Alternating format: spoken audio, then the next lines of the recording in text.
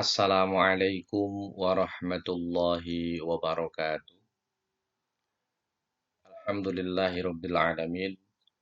Allahumma shalli ala sayyidina Muhammad wa ala ali sayyidina Muhammad. Rabbi shrah li sadri wa yassir li amri wahlul 'uqdatam min lisani yafqahu qawli amma ba'du. Mahasiswa dan mahasiswiku Fakultas Syariah IAIN Pekalongan. Pada pagi hari ini kita jumpa kembali di mata kuliah Etika Profesi Hukum yang kali ini kita akan mendiskusikan tentang hakikat etika profesi dan hak dan kewajiban etika profesi hukum. Nah, kira-kira begitu ya. Yang tema ini nanti akan membawa pemahaman kita ke kode etik profesi yang nanti akan mengantarkan kita tentang kode etik masing-masing profesi. Namun sebelumnya mari sama-sama kita awali dengan baca Fatihah. Semoga Allah memberikan kita kemudahan. Ala hadziniyah wa likulli niyatin sholihah. Al-Fatihah. A'udzu billahi minasyaitonir rajim. Bismillahirrahmanirrahim. Alhamdulillahirabbil alamin arrahmanir rahim maliki yaumiddin. Iyyaka na'budu wa iyyaka nasta'in ihdinas shiratal mustaqim. Shiratal ladzina an'amta 'alaihim ghairil maghdubi 'alaihim waladdallin. Oke baik, terima kasih sahabat-sahabatku. Ah, kita mulai. Materi kita setidaknya ada 5 hal yang kita kaji di tema ini. Yang pertama adalah tentang pengertian profesi dan profesi hukum, kemudian ruang lingkup hak dan kewajiban profesi hukum, batas kewenangan profesi hukum, kemudian budaya profesionalisme dalam profesi, moralitas profesi hukum. Nah, akan kita ulas sedikit demi sedikit yang nanti akan mengantarkan Anda semua dan kita semua ke pemahaman lebih dalam lagi berbicara tentang etika profesi hukum. Yang pertama, profesi dan profesi hukum. Profesi dan profesi hukum ini dua hal yang berbeda begitu ya.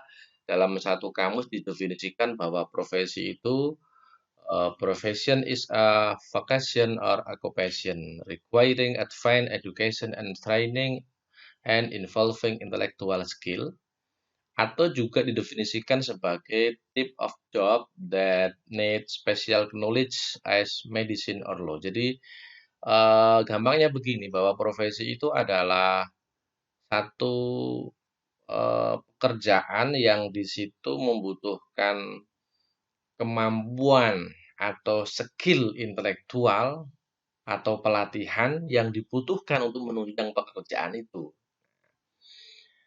Atau yang kedua, kata kuncinya pada ini saudara, yang Pak Ali garis bawahi, education and training, intellectual skill, sama yang bawah juga kata kuncinya ada di special knowledge. Jadi pekerjaan yang di situ membutuhkan pengetahuan khusus, yang membutuhkan kemampuan khusus untuk melakukan pekerjaan itu. Nah, ini apa namanya, yang namanya profesi. Nah, atau di tempat lain didefinisikan Officium Nobel. Nah, itu profesi itu. Keluhuran profesi itu sangat terkait dengan implementasi nilai-nilai profesional dari profesi kepada masyarakat. Nah, jadi ini ada perbedaan begitu. Tidak sekedar pekerjaan, tapi memang pekerjaan itu ada pendukungnya, pendidikan, kemudian ada pelatihan, ada skill khusus gitu lah kira-kira. Nah, sehingga profesi itu punya indikator, disebut profesi itu kalau satu, highly specialist intelektual. Artinya membutuhkan kemampuan yang khusus secara intelektual. Yang kedua, manfaat positif bagi masyarakat. Yang dilakukan itu punya dampak positif. Kemudian yang kedua, altruistik, itu Officium Nobel. Officium Nobel itu kalau kita bicara tadi nilai luhur di hadapan masyarakat, kemudian kemandirian. Ini adalah profesi. Jadi pekerjaan, jadi tidak setiap pekerjaan disebut profesi, saudara. Profesi kata kuncinya highly spesialis intelektual, manfaat positif bagi masyarakat, altruistik, altruistik ya, dan kemudian kemandirian di situ. Nah, itu yang disebut profesi. Jadi bukan sekedar pekerjaan. Jadi orang bekerja belum disebut sebagai profesi, kira-kira begitu. Nah, officium nobile atau keluhuran itu nilai-nilai ciri profesi itu satu, disinterestedness, rasionalitas, spesifisitas, fungsional, universalisme. Ini ciri dari disebut sebagai nilai luhur dari profesi itu. Jadi ada kepentingan, yang kepentingan itu bisa menghadirkan apa namanya hal yang diinginkan bagi seseorang, rasionalitas, masuk akal pekerjaan itu, spesifik, ada yang nggak rasional Pak, loh misalkan kok mendatangkan ada pekerjaan mendatangkan angin, nah, misalkan atau melihara tuyul itu bukan profesi kira-kira karena nggak rasional gitu. Spesifik khusus, punya kekhususian, kekhusus gitu. Tidak tidak general ya. Kemudian universal, bisa dilakukan banyak orang ketika memenuhi spesifikasi itu. Nah, itu indikator dari officium nobile. Eh, polisi misalkan, itu kan ada interest kepentingan di situ. Yang kepentingan itu bisa memberi dampak kepada banyak masyarakat dan juga kepada para pelakunya, para orang yang menyandang profesi polisi begitu. Dan rasional pekerjaan itu, spesifik fungsional ya. Polisi kan itu kan khusus, punya fungsi khusus dan universal artinya siapapun bisa ketika memenuhi spesifikasi yang diinginkan pada profesi itu. Nah, kira-kira itu. Nah, jadi ciri profesi itu satu, disinterestedness, tidak berorientasi pada pamrih untuk keuntungan diri sendiri. Artinya kepentingan itu tidak hanya untuk pribadi, ya, tapi bisa nyumrambai, bisa untuk orang lain, kira-kira begitu. Yang kedua, profesi itu rasional, artinya menerapkan ilmu tertentu, mencari yang terbaik, efisien, bertumbuh pada pertimbangan ilmiah. Gampangnya masuk akal pekerjaan itu. Yang kedua adalah spesifisitas fungsional, memiliki otoritas profesional yang ditandai dengan spesifikasi khusus. Fungsi khusus dari profesi itu, ciri khas. Nah, kira-kira begitu. Yang keempat adalah universalisme. Apa universalisme? Pengambilan keputusan didasarkan pada apa yang menjadi masalah, bukan siapa atau keuntungan apa saja. Jadi intinya paham universalisme yang ketiga ini yang maksud saya adalah siapapun bisa melakukan ketika memenuhi kepentingan, memenuhi unsur yang dibutuhkan berprofesi itu. Nah, oke baik saudara. Nah, sekarang ada ungkapan the profession as a moral teacher. Di pundaknya terpikul beban tanggung jawab penegak moral. Boleh dikatakan bahwa kerja profesi adalah penjaga peradaban. Jadi, profesi itu adalah guru moral. Artinya apa?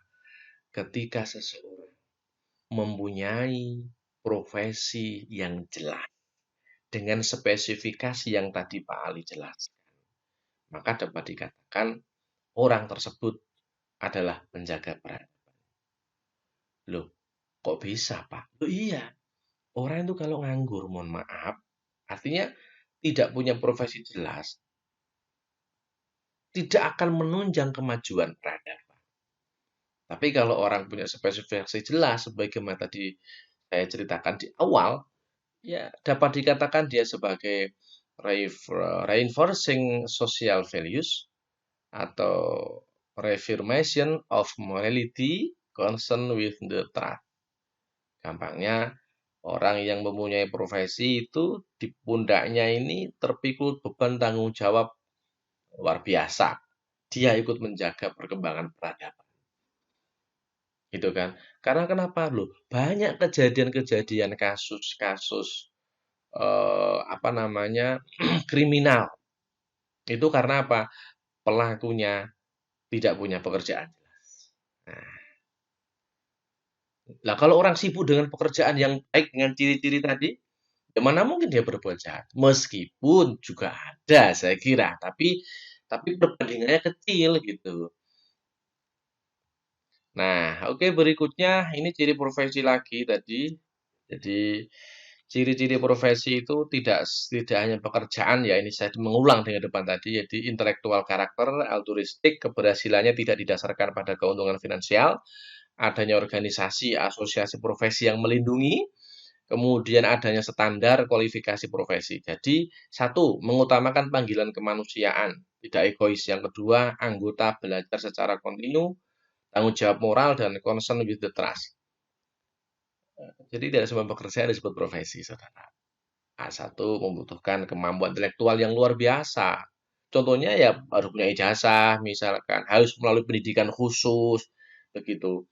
Kemudian ada organisasi yang memayungi dosen profesi. Kenapa? Untuk jadi dosen itu harus sekolah, gitu, harus sekolah S2, S3 setidaknya.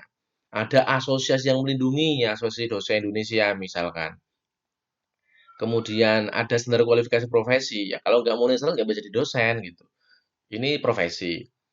Kemudian apa tadi polisi sudah, hakim pun begitu gitu. Ada kemampuan intelektual khusus, ada tugas mulia, ada organisasi yang memayungi, ada standar kualifikasi profesi begitu. Nah, itu ciri-ciri profesi. Bisa menggunakan aturan atau ciri yang depan tadi bisa menggunakan ini. Oke. Nah, sekarang pekerjaan. Nah, kita bisa tahu perbedaan antara pekerjaan dan profesi. Ada dua gambar di depan saudara itu ada satu bapak-bapak yang kemudian menjadi pendorong barang atau bahasa di kita kuli panggul. Kemudian yang kedua ada seorang yang menggunakan baju khas yang untuk Anda kenal di tempat-tempat atau di praktek kesehatan, dokter lah begitu. Nah, ini berbeda. Nanti kita lihat apa klarifikasi pekerjaan. Satu, pekerjaan dalam arti umum, pekerjaan apa saja yang mengutamakan kemampuan fisik, baik sementara atau tetap untuk memperoleh upah itu pekerjaan. Pekerjaan dalam arti tertentu mengutamakan kemampuan fisik atau intelektual dengan tujuan pengabdian. Pekerjaan dalam arti khusus mengutamakan kemampuan fisik dan intelektual bersifat tetap dengan tujuan memperoleh pendapatan. Jadi berbeda saya kira. Kalau dokter itu bisa kita sebut profesi dan juga pekerjaan, tapi tidak setiap pekerjaan adalah profesi. Nah, jadi clue atau kata kunci di slide ini adalah semua profesi itu pasti pekerjaan, hakikatnya bekerja, tapi tidak semua pekerjaan itu profesi, gitu. Maaf Bapak kuli panggul yang dorong barang, itu dalam konteks ini bukan profesi, tapi itu pekerjaan, gitu. Dokter profesi ya bekerja. Kenapa? Bisa jadi bapak-bapak kuli itu tidak punya skill khusus, tidak perlu kemampuan yang khusus, tidak perlu kemampuan intelektual yang tinggi, kira-kira begitu.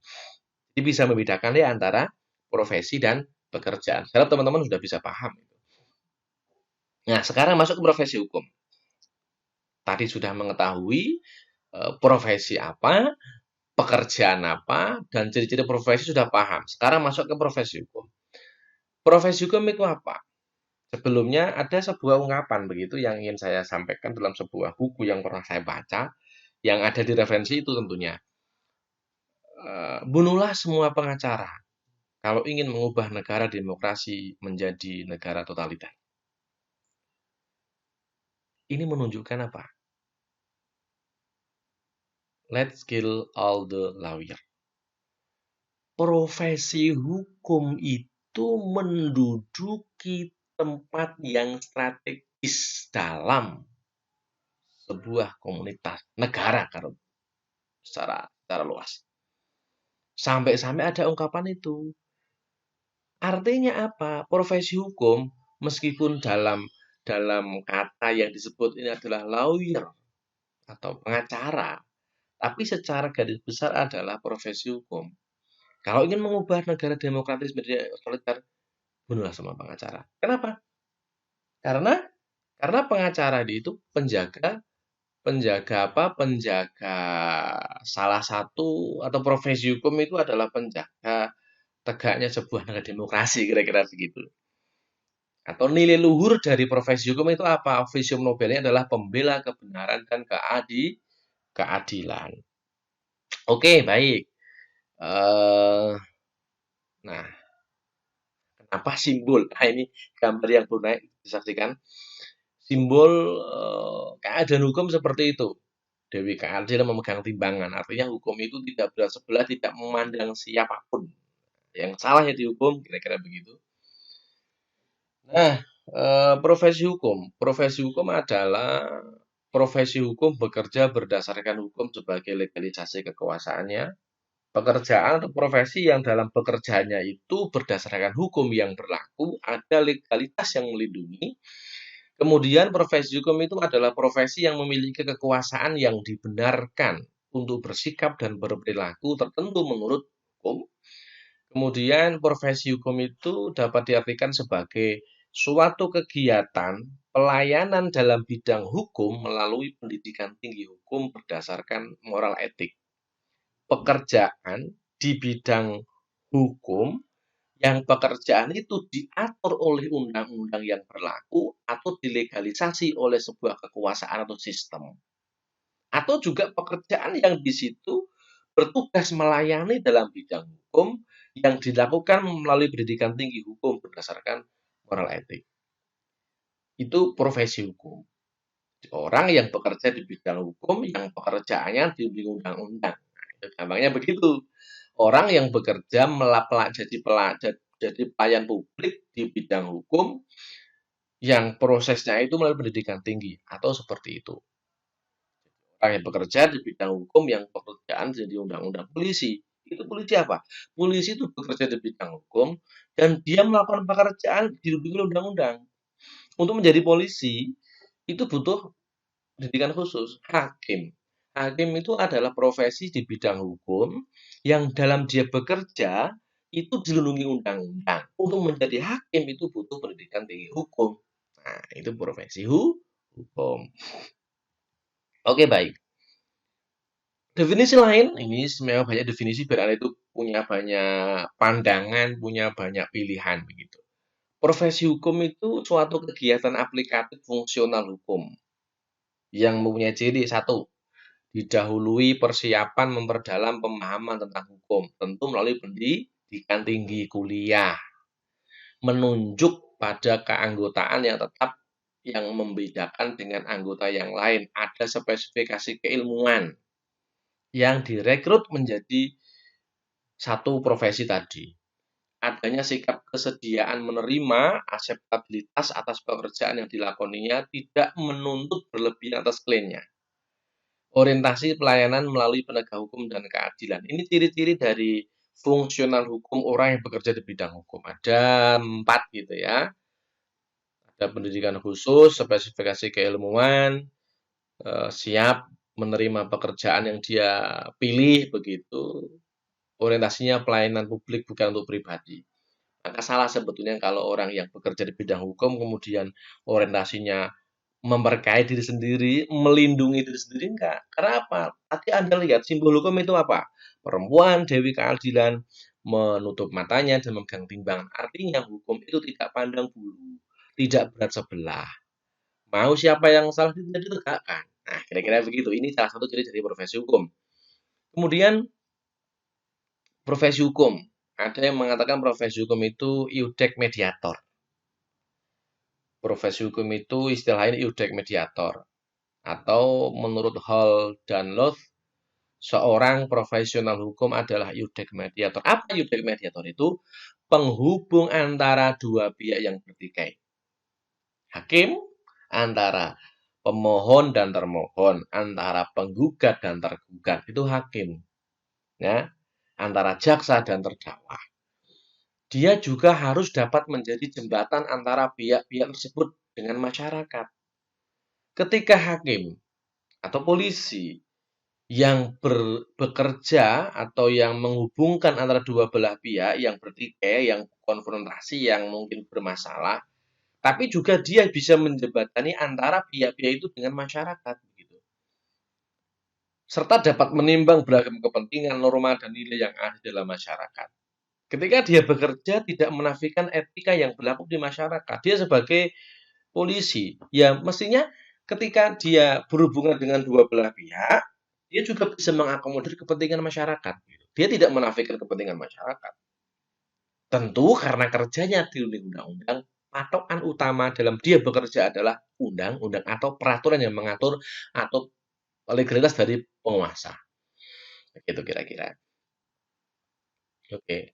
Jadi terkadang begini, seseorang yang bekerja di bidang hukum itu karena dia patokannya adalah aturan legalitas si pemerintah, ya terkadang terkesan kaku gitu. Tapi kita harus paham itu dia bekerja dalam hal apa gitu. Terkadang masyarakat tidak memahami, "Loh kok begitu ya? Loh kok begitu ya?" Nah, kira-kira.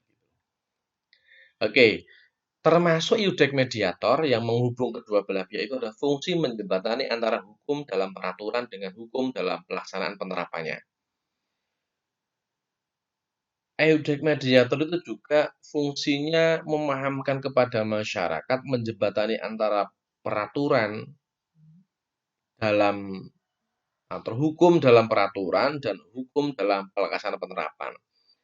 Contohnya begini, ada satu ketentuan dalam undang-undang. Nah, bagaimana pelaksanaannya? Bagaimana implementasinya? Bagaimana memahami undang-undang itu? Nah, itu termasuk tugas dari eudek mediator. Koherensi, kemudian hukum sering bersifat samar sehingga perlu penafsiran progresif and karakter. Kenapa memang perlu menjelaskan kadang hukum atau peraturan itu perlu penjelasan khusus dari ahli. Ya kenapa? Lah kadang teori dengan praktek itu tidak selalu sama dalam ketentuan tertentu. Apalagi dalam hukum itu kadang terkesan kaku kalau memang tidak memahami realitas yang terjadi di lapangan. Nah, sehingga kata-kata atau peraturan hukum itu kadang bersifat samar sehingga butuh penafsiran, istilah lain dengan the spirit of the law gitu ya. Kadang orang ingin menegakkan sebuah hukum, aturan. Tetapi ada bahasa-bahasa dalam aturan itu yang bersifat ambigu sehingga perlu penjelas, perlu penafsiran terhadap undang-undang itu. Nah, itu termasuk iudek mediator tugasnya seperti itu. Oke. Nah, ini simbol yang tadi Pak Ali sampaikan. Ada seorang perempuan yang memegang timbangan, kemudian tertutup matanya, bahkan bawa pedang gitu ya. Artinya apa? Ini Dewi Keadilan. Dewi Demis itu Dewi Keadilan. Digambarkan sebagai sosok bersenjatakan pedang di satu tangan dan dasin atau timbangan di tangan lainnya. Dasin ini melambangkan keadilan, sementara pedang melambangkan ketegasan dalam menegakkan kebenaran. Mata sang Dewi pun sering tertutup menunjukkan sikapnya untuk tidak pilih kasih dalam mengambil keputusan. Jadi profesi hukum. Ini simbol hukum ya. Orang yang bergerak, yang bekerja di bidang hukum seharusnya, idealnya itu mengikuti itu. Simbol ini. Dia tegas dalam menegakkan hukum, tidak pandang bulu, dan adil tidak berat sebelah. Untuk apa demikian? Agar keadilan berdiri tegak. Ya, itu simbol. Bukan kayak yang kasus belakangan ini Anda bisa menyaksikan begitu ya. Atau Anda bisa melihatlah berbagai tayangan gitu ya. Ada seorang yang jaksa disuap, misalkan ada hakim yang pernah dipenjara, padahal hakim apa namanya, padahal hakim MK itu ya, siapa itu dulu namanya Akil Mukhtar itu ya, pengganti Pak Mahfud itu. Itu luar biasa itu. Hakim paling tinggi itu di Indonesia, MK itu kan paling tinggi kedudukannya. Tapi kenapa? Ya karena tadi etiknya tidak terjaga. Sesungguhnya dia itu harus menjaga keadilan, sesungguhnya dia itu harus betul-betul menegakkan keadilan, tapi dia mau disuap. Itu mestinya hukuman mati yang pantas bagi orang seperti itu menurut saya. Loh, hakim. MK itu kan tempat pengadilan, tempat pengaduan keadilan paling tinggi di dunia. Indonesia lah tentunya ya ini. Iya loh, loh hakim seperti itu bagaimana?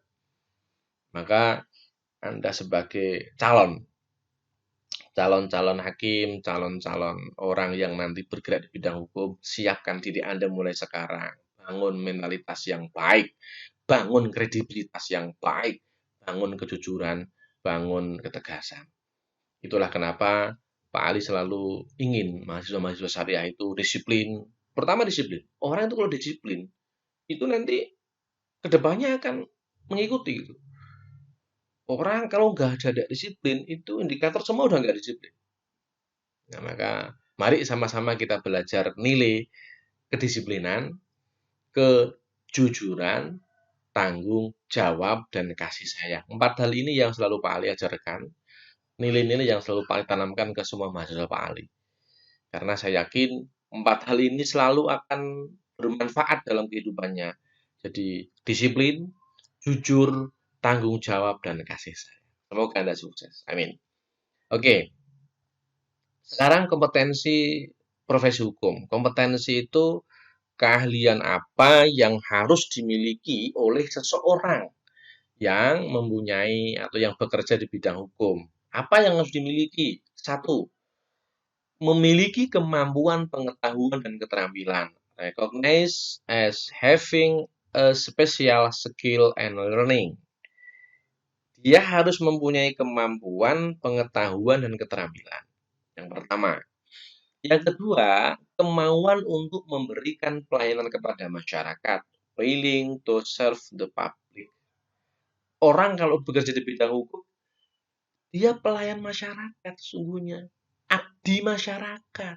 Bukan kemudian sok menjadi raja. Salah itu. Dia nggak bisa memahami bahwa willing to serve the public. Dia siap menjadi pelayan masyarakat. Oke, yang ketiga menyadari tugasnya untuk fungsi perlindungan masyarakat, public protection. Memelihara kepercayaan masyarakat, maintaining public confidence and trust. Menerima dengan sukarela standar etik dalam bekerja, voluntarily submitting themselves to standard of ethical conduct.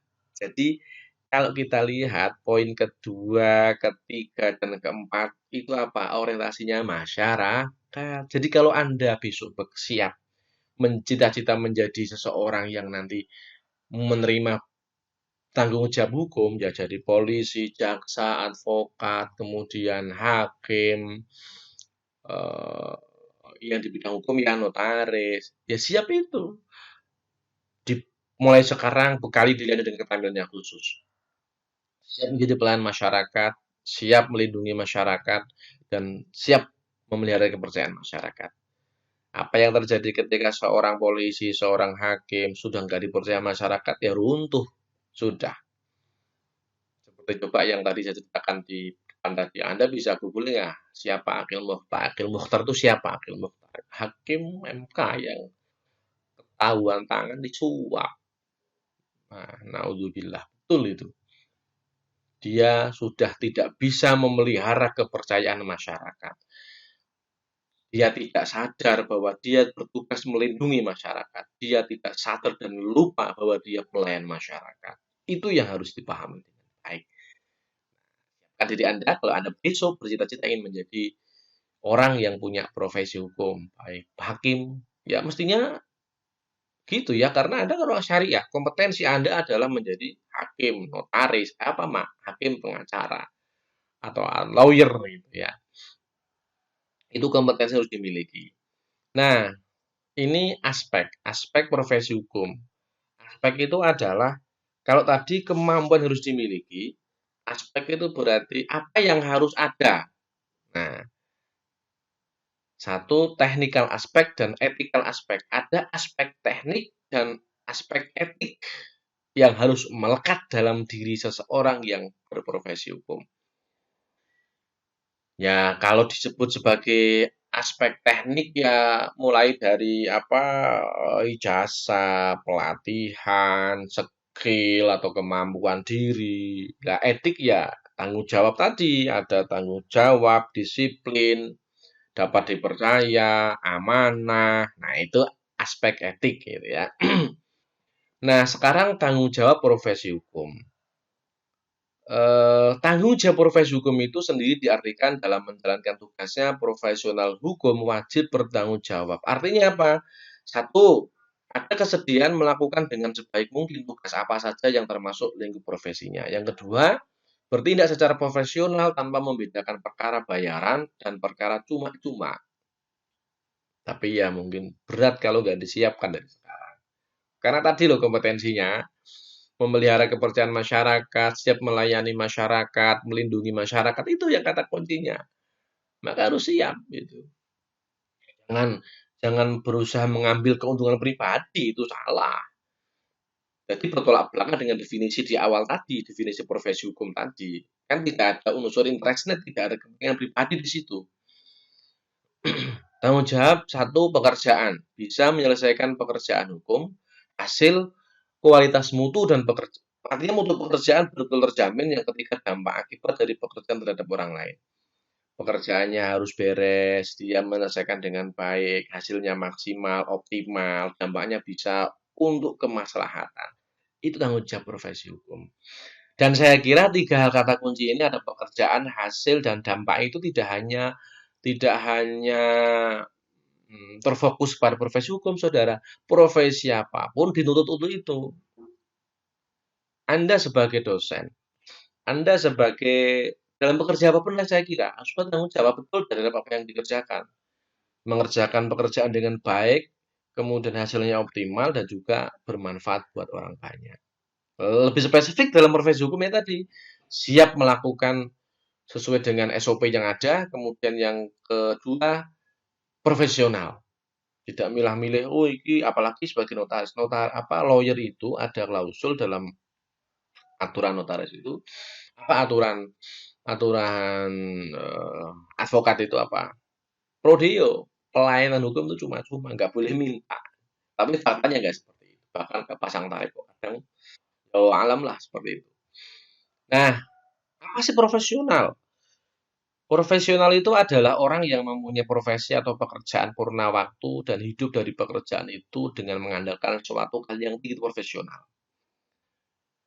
Dapat diartikan profesional adalah orang yang sangat kompeten atau memiliki kompetensi tertentu yang mendasari kinerja. Misalkan begini, Anda berkatakan, oh, kita itu bekerja profesional. Ini berarti lebih kepada sifat, ya, sifat atau ciri. Artinya apa? Ketika Anda bekerja, berarti Anda punya keahlian di bidang itu yang mendasari pekerjaannya. Itu profesional. Atau dapat dikatakan sebagai kita bekerja profesional. Dalam artian, ya dibayar sesuai dengan aturan yang berlaku, bekerja sesuai aturan yang berlaku, itu juga makna dari profesional. Oke. Berikutnya, tiga watak kerja profesional. Ada karakter dari bekerja profesional itu satu adalah beretikat untuk mewujudkan kebajikan demi tegaknya kehormatan profesi yang digeluti, tidak mementingkan imbalan atau upah.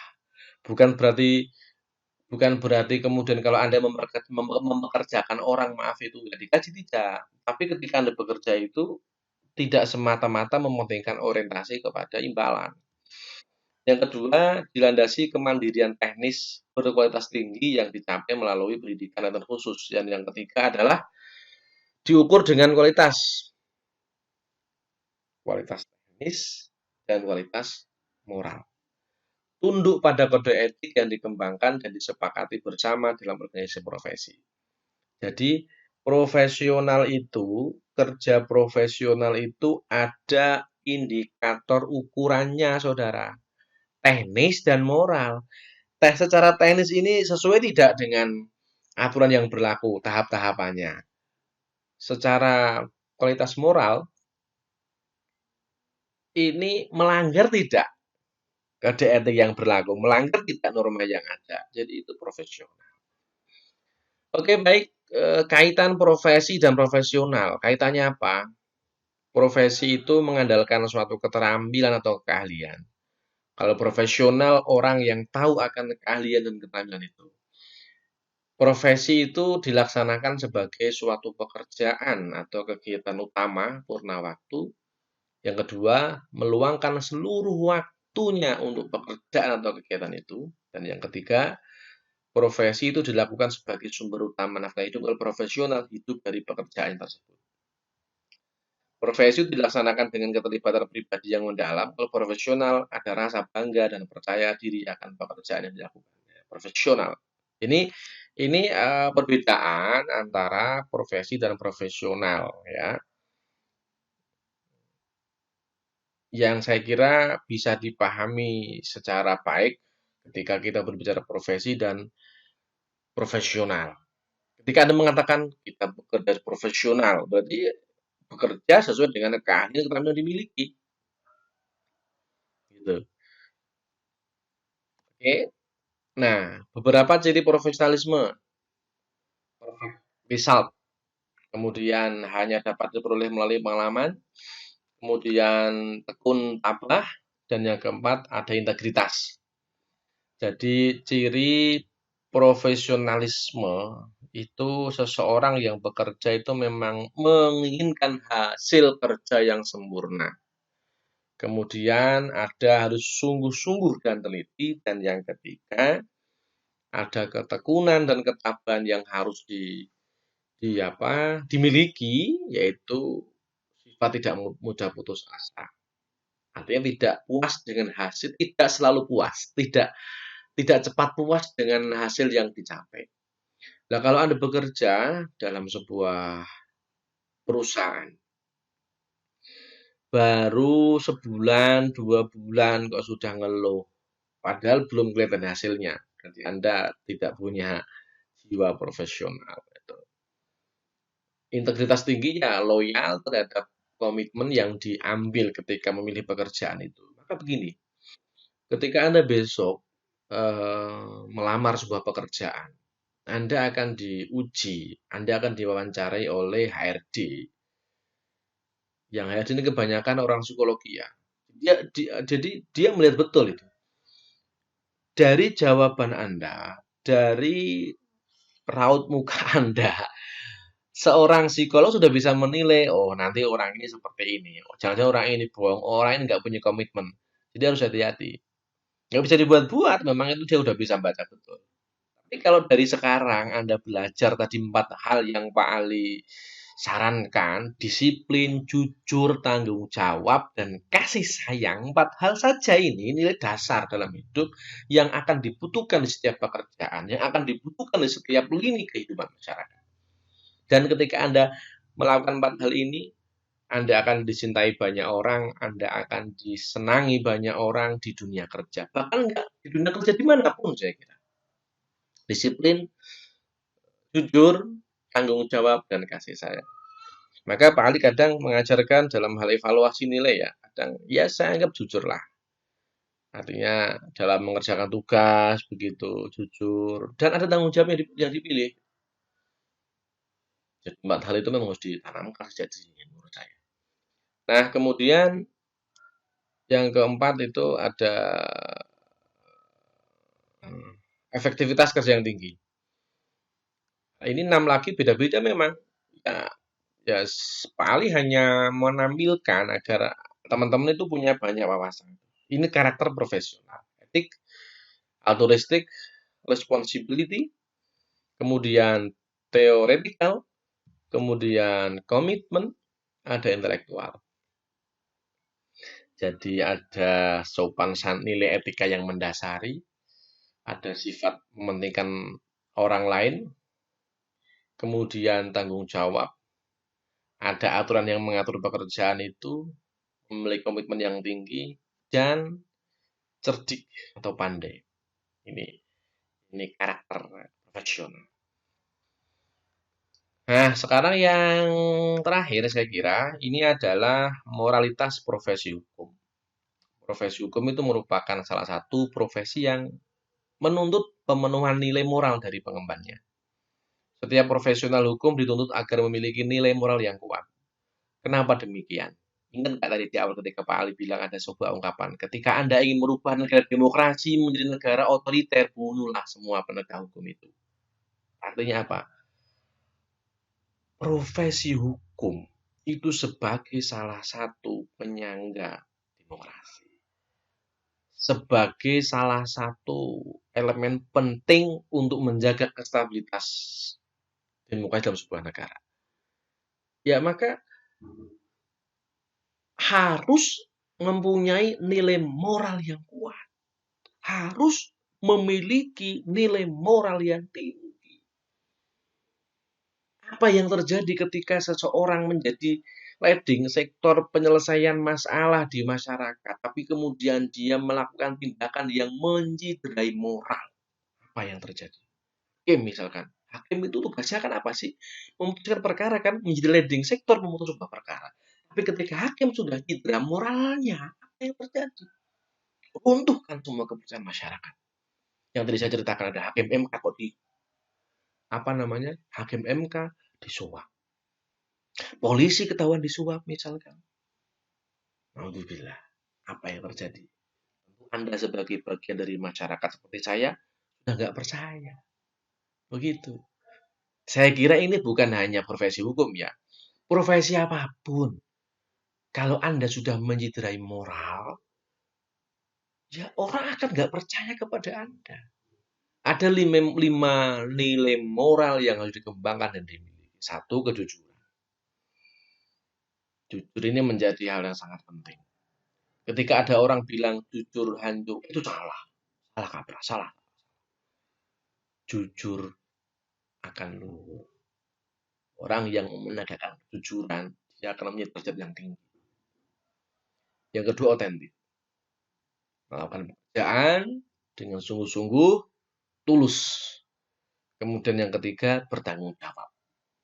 Yang keempat, kemandirian moral. Artinya apa? Dia tidak disetir. Dia tidak mudah dipengaruhi. Dia tidak mudah diprovokasi.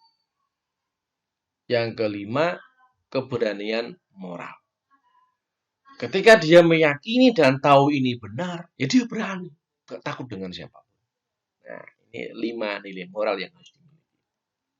Oke, baik. Saudara, saya kira itu penjelasan sedikit dari Pak Ali dan bisa berlanjut diskusi. Dan demikian dari Pak Ali. Terima kasih atas perhatian saudara-saudara semuanya. Saya kira sampai jumpa pada kesempatan yang akan datang. Semoga bermanfaat. Wallahu muwaffiq ila aqwamit thoriq. Wassalamualaikum warahmatullahi wabarakatuh.